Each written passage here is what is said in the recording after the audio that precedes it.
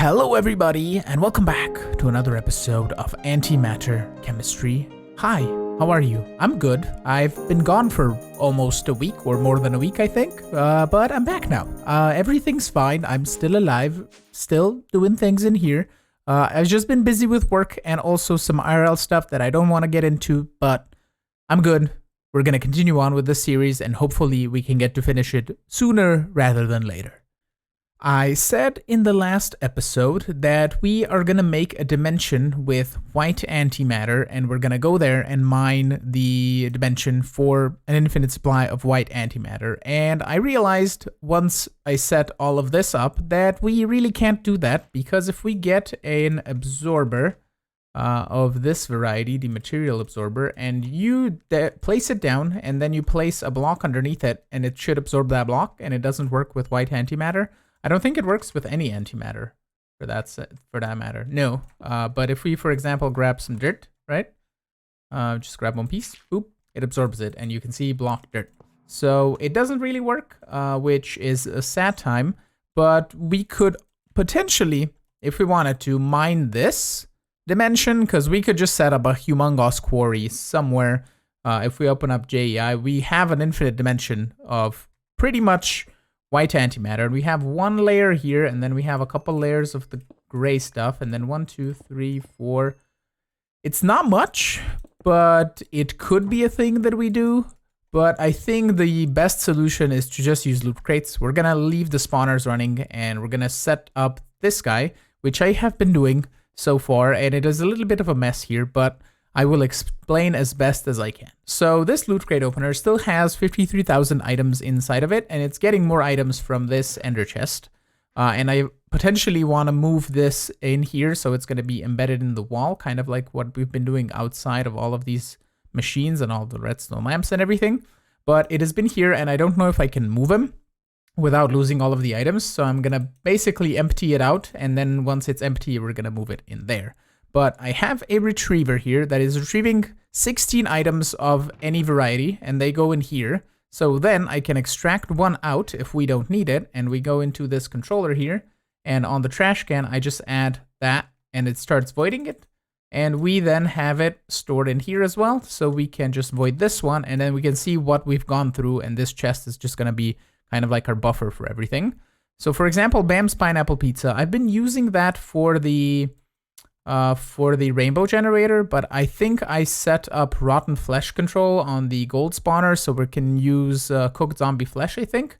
So the Bam's Pineapple Pizza is just going to go into the trash can for the moment, because I think it went inside. Whoopsie.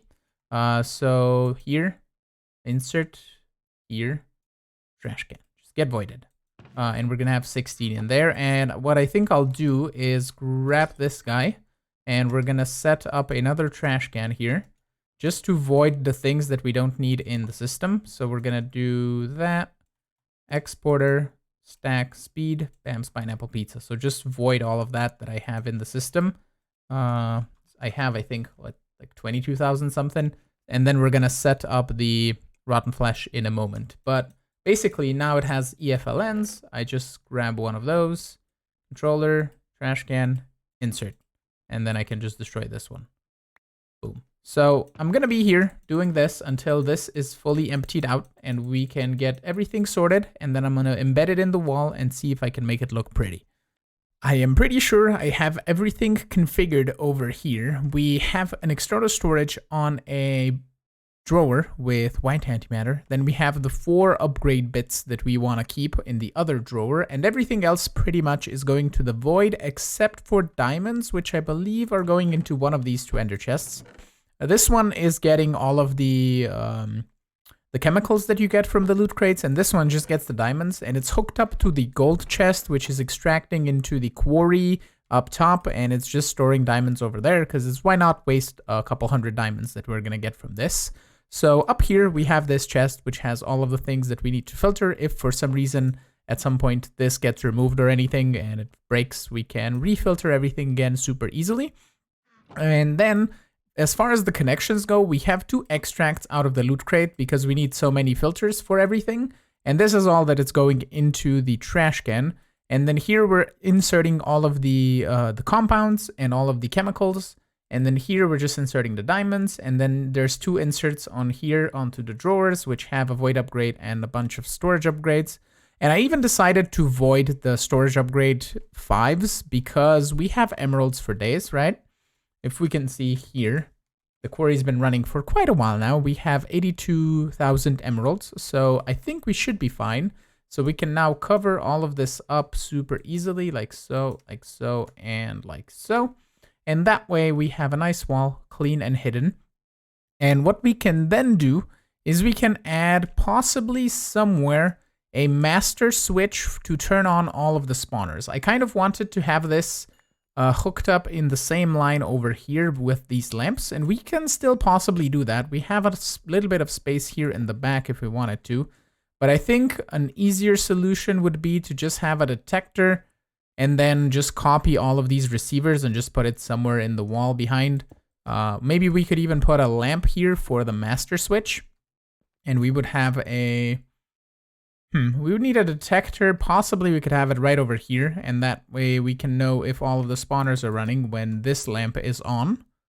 And we can then just run a cable down from that detector to all of the receivers. That could be a thing. I think I have an idea of how we can get away with this. I set up a detector down here and I moved my wireless transmitter thingy. I think it's now up there. You probably can see a little speck of blue, but it is way up there, which is fine. And we have this detector set to 393,000 of the white antimatter. And that is going to trigger this lamp. And then we're going to do another structural duct right here, which is going to in turn turn this lamp on. But we're going to disable it here. We're going to add a relay right here in the back, like so. And we're going to set it to an output. And then we're going to add in a redstone transmitter on channel 12 right here. We're going to flip it so it's fine. And then we're going to go downstairs here where I currently temporarily set this guy up. Which is going to just get it removed. And we're going to put down all of these redstone transmitters and the receiver as well. Do we want to have I don't want to... This is not going to look nice. So let's just put it on the floor. This is the receiver. And then we're going to put structural ducts like so. And like so. And we have 9 of these total, I think, to turn on all of the spawners. Except for this meat one, right? We have 1, 2, 3, 4, 5, 6, 7, 8, 9. Yeah. Okay. So if we grab the channel number 5, put that in the middle, and then we can put all of this away. Let's just go like this and find channel number 4, 3, 2, and 1. And then we need number 6, 7, 8, and 9. And we can remove that and this one. And then we can go around with our crescent hammer and just flip all of these to the right direction. That one was already flipped. It's fine. There we go. And there we go. Okay. So then we're going to add redstone relays right here. Hello. There we go. You are going to be redstone input. Channel 12, why are you not emitting a signal? Redstone output, channel 12 redstone transmitter. Okay, normally this is fixed by just breaking and replacing these. Channel 12 and output 0. I don't know. Well, we will go and place them down and fix them up again, but it should be fine. We just go around like this, remove the ones that we've misplaced. And I think I just have to set all of these to output, which I will do in a moment. But let's just go break this one and place it again. Channel 12, you are redstone output. You are now a redstone input with no input.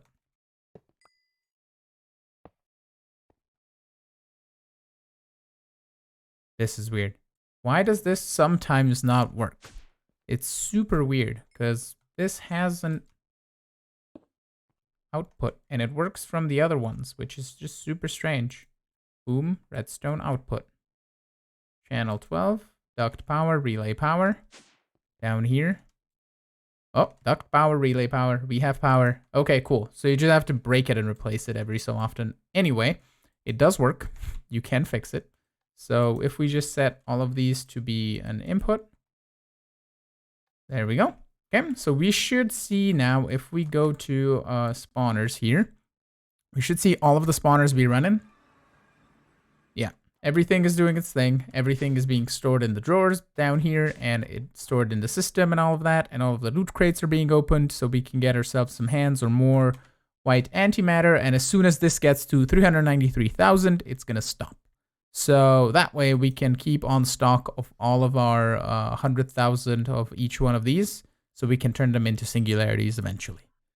I decided to add another basement to our original basement, and this is pretty much as deep as we can go because this is bedrock. So basically in here I want to set up these neutronium compressors, and we have 9 sets of 9, and we can fit 4 sets on these walls, and then we would need another extra 5 sets. So I'm thinking we can do kind of like 2 hallways on both sides, and we can fit in, let's say, 9 on this side, a couple there, and we can go on the walls possibly even. So if we go just find the center here, I think that should be it. And let's go 2 wide on each side. And if we go kind of like this and make a hallway, and I did replace the wall here with white antimatter, and we're gonna fix it up as we go. But hold on, let's see how many we can fit in on the wall here on the sides. So if we want to have 1, 2, 3, we could have 4 on either side, and then we would miss 1 in the middle. I mean, that's okay. Oh, I have an idea. If we fit 4 there, we would then need to fit 1 here, and then we could do another edge here. And then we could fit another 4 on that side, and then we can fit another side over there. I think that could be a neato idea. All right, let me play with a little bit of an idea of how we can fit all of these in here, and maybe we can find a good way to do it. I went through multiple different setups for all of these compressors, and I couldn't really get a proper system that would encase all of them in the wall. So we're gonna go with a compromise, and we're gonna hide 1 behind the wall, because the total we have is 81. And I managed to split them so we have 12 in the middle, we have 5 on one wall, 7 on the back wall, and 5 on the other wall. And it's the same for all sides, so we have basically 3, 7, 5, and 5. And that way we can have all of the singularities on display except for the one which we're going to choose, just one on random probably. And what we can do here is we can go and let's say put the first 12 in here in terms of chemical number. And then we can go 13, 14, 15, and so forth. And we can go around in the circle, or we can put the last 12. That could also work. So for example, if we look at this one's 41. So I don't really know where we would specifically want to put him. But what we can see, do I have anything that has a low number? We have nitrogen, potassium, sulfur. Probably carbon is the lowest number. Yeah. So let's say we want to do carbon. That is number 6. So let's start it up here, right? I'm just going to randomly choose. Let's go north. North is a good place to start. So let's say we would start here on this wall. We do 12 for the first ones there. Yeah, let's start on here. So let's do 1, 2, 3, 4, 5. And then 6 would be the carbon. So like right here in the back, we're gonna set up a exporter, a detector we can put right here actually, because then we don't have to run anything down here and we can just run a cable, probably just connecting them through the middle or through the top or something. If we grab a little bit of this cable, make me like a couple more stacks, please. Thank you. We can just run a cable here, and then I think I should have some cable. Yeah, right here in the middle. So if we just try and break it to see how far it goes. Yeah, right here, we can just bring this cable over and all the way across. And we can possibly hook into here. So if we just do this, if you hear some scraping in the background, that is workers below doing work again because it still hasn't finished. Anyway, so right here, we're gonna have then the exporters like so. Let's just get all of these. And then detectors right below. And then external storages. Bam, bam, bam, bam, bam, bam. And I need to go and lock all of these drawers because it's probably putting in random things right now. Yeah, there we go. Okay, so let's lock all of those. And now if we just add some cable here. Bam, bam, bam, bam, bam. Okay. We also need a servo. And actually, I'm gonna do retrievers and ducts. And we don't really need to do, we can do opaque ones. It doesn't really matter. So we're gonna do that. Retriever. I mean, we then actually don't need, yeah, we still need a detector. Yeah, you know what? I have a plan. Give me my crescent hammer. We don't need retrievers. We can just do servos. And we can control them with redstone as well, because it's gonna probably export a few more items than we would need, but I don't think at this point it will matter. So if we set up the detector, we firstly would need to get a carbon singularity. So what we're gonna do is we're gonna grab some upgrades. A bunch of these, so 1 of these, 3 of these, and do carbon. So that should start exporting that in here. If it's hooked up, do we not need a carbon singularity? No, carbon singularity. Here's the thing. Ah. Okay, I tossed a stack in. Ooh, do I need to go from the top? Was that the case? Let's try that. Might be, where's my cable? There it is. Bam. Carbon. Yep, okay. We have to go from the top. Right, so that won't work. So we're gonna do, we're gonna still run the cable. We then have to run the cable down through all of these, and then the detector for the servo is not gonna be, yeah, it's gonna be fine. So we're just gonna do that. We can break all of this. Go in here. And we're just gonna bring the cable through to here. Actually, it's just gonna hook up directly into this top bit here. So right here, we're gonna have an exporter, bam, and a cable, bam. That worked. There we go. And then cable, cable, and then exporter, exporter, cable. And we can do redstone mode, stack upgrade, 3 speed upgrades. And turn off redstone mode actually for the time being until we get 1 single singularity. And we can just turn this guy on. So it's going to extract into the drawer once we get the first singularity. And then we can just do this and hook it up to the system so we can see all the singularities inside. And then we can set this to 45 of these singularities. And seeing that the stack upgrade is slightly slow, do we just do speed upgrades? Yeah, this is just gonna constantly keep carbon coming in. Yeah, speed upgrades is the place to go. Okay, so that is basically how we are gonna set this up and control it on 45 singularities is what I think we need, and that is pretty much gonna be it. So now, and from now on, we basically need to go through all of these and automate them one at a time, seeing what we can dissolve to get the material, and that's pretty much it. We actually need 55 of each singularity because we need 11 per ingot and we need 5 ingots. So 4 for the ME storage bit cell thing, if we look at here, for the creative ME storage cell, and then 1 of the ingots to put inside so we can extract as many as we want to create the creative power cell, infinity blocks, creative storage disks, and all of that good stuff. So I decided to add kind of like a shut off switch to at least one of these for now, and we're gonna set them up for the rest as well.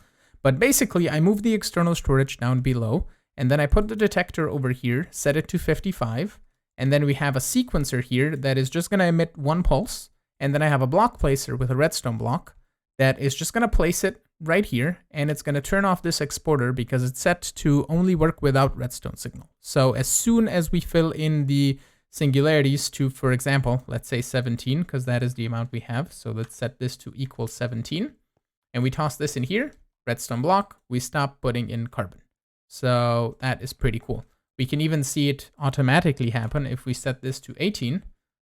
We break this redstone block. We're going to place it back in here.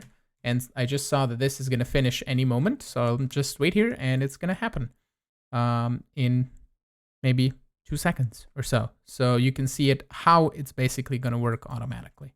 But there we go. It's going to finish any moment now. Boop, and it turns off. And it puts 18 extra. Totally fine. Okay, so over here, set this now to 55.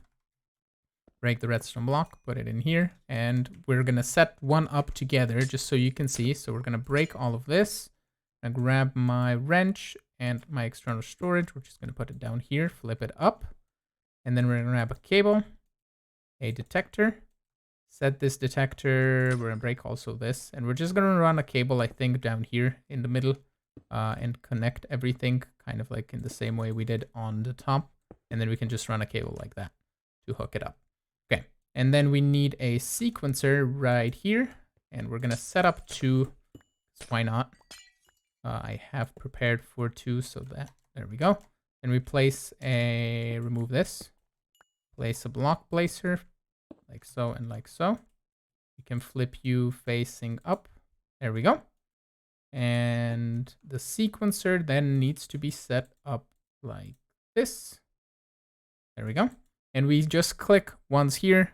It's set to once 1. So basically when it receives a redstone signal, it loops the cycle once and then it ignores further pulses. So over here, we can set this to be this and this. So we're going to set this to 55 of the nitrogen singularity. Here we're going to put an external storage, flip it, cable, detector, and we're going to set this to oxygen singularity 55, and then just put a cable down there. So that should be hooked up and working. So if we look at singularities, you should see all of them in there, and we can toss them in here as well, and they go to the proper spot. So that is pretty much it. And that's how it's going to work. I need to set it up for the rest of them. And we're going to do probably just a couple each episode as we automate them. That was wonderful. Anyway, so we have 3 set up. And that is, I think, good as good as a start as any. So we can just cover the rest of these holes up that we don't need. We could potentially put in some doors at some point. Or maybe we could do piston doors. And I also forget that that's a thing in modded, because we have doors. I think these ones, frame doors. Do I have any? I have some frame blocks. But I think they look very weird when you do them with different blocks. But basically, you can put this in here. And then we put this and this. And that way we can have a door going in and going out. That in the center. That's not in the center, but that doesn't matter. So yeah, that's a thing that you can do.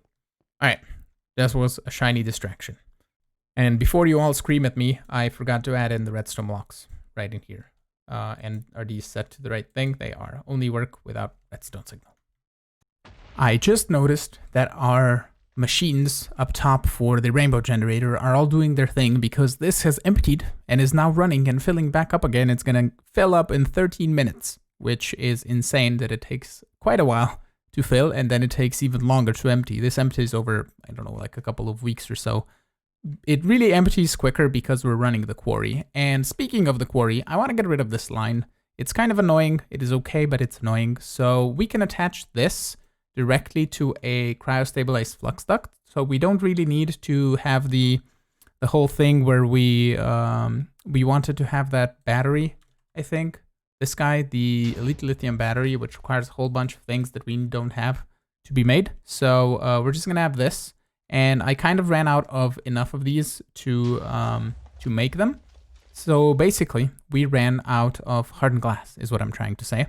And that was very confusing. But anyway, I have automated it in here with a bit of a strange way, but it does work. So firstly, we need pulverized lead, which is simple. Pulverizing lead with a detector, and the exporter is in the back over there. You can see it here somehow.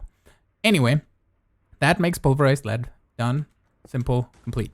But this guy requires 2 inputs, and if we put the exporter on top, it kind of makes the weird thing with the covers. That's why we're having the ducts, those things. You can barely see the servo back there. We have those things doing their thing, so they don't do the whole lighting glitch up top. And basically, I have an ender porcupine that is exporting onto the top, which is green. So that is putting in pulverized obsidian here. And then the pulverized lead is coming in from the back, and that's the one being controlled with the redstone signal. And did I put a redstone signal on this? I did.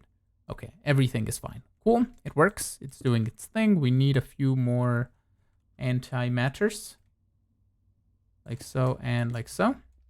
Cool, that is working wonderfully and doing its thing. And we should have 1,000 hardened glass in the system, which means that if we go back to base and we come over here, we can grab some hardened glass and we can make a bunch more of these, at least a few more. So these require to be filled with gelid cryothium, which I have melting over here, and you don't have power. So let's get you some power by adding one of these. Okay, cool. So that will eventually get us enough cryostabilized flux ducts to run it over to the quarry, and we can see if it's going to transfer infinite amounts of power. Now let's see, as soon as I add this, these should be transferring power to the quarry. So let's come over here. No power. Okay. So I broke this, or at least this should be connected. Oh, I might have to change this output mode. Huzzah. Power, quarry. Let's see how much. It should be infinite, so you should be full on power. Cool. No cable line. Ooh, why do we have... Oh, this is the...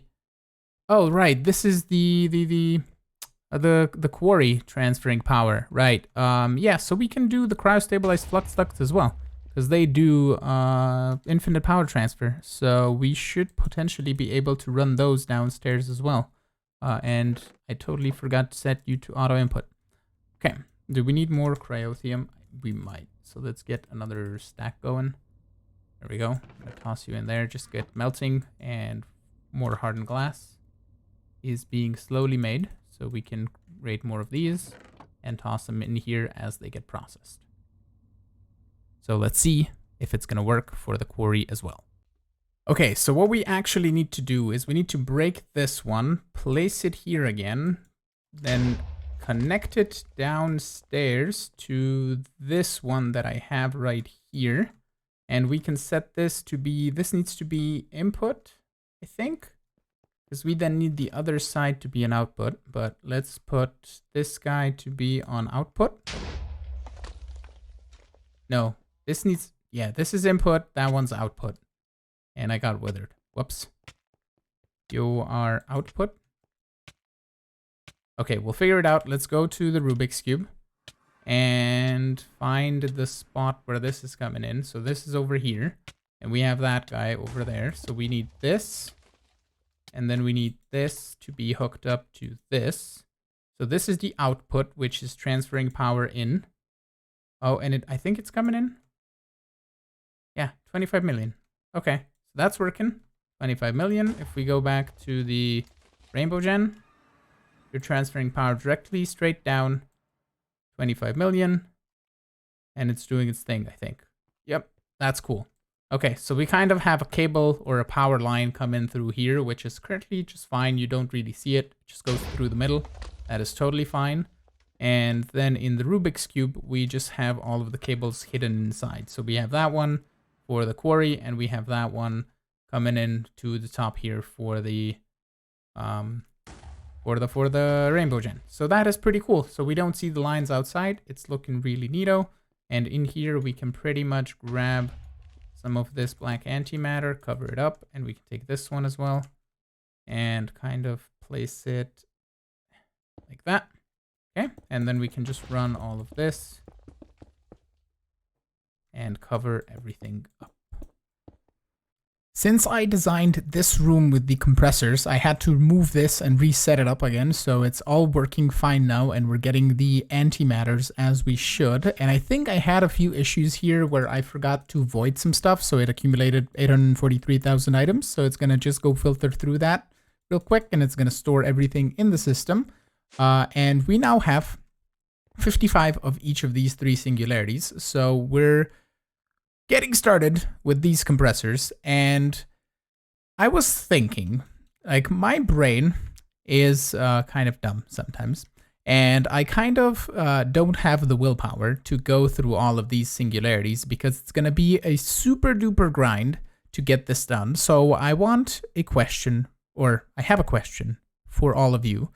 Do you want me to go mad and grind all of these singularities? Because if you want me to, I will persevere and I will try, but we could also just end the pack here. We have pretty much automated everything possibly except for all of the chemicals, but we did everything else. And please let me know in the comments down below if you want me to continue or if you want us to start a brand new pack.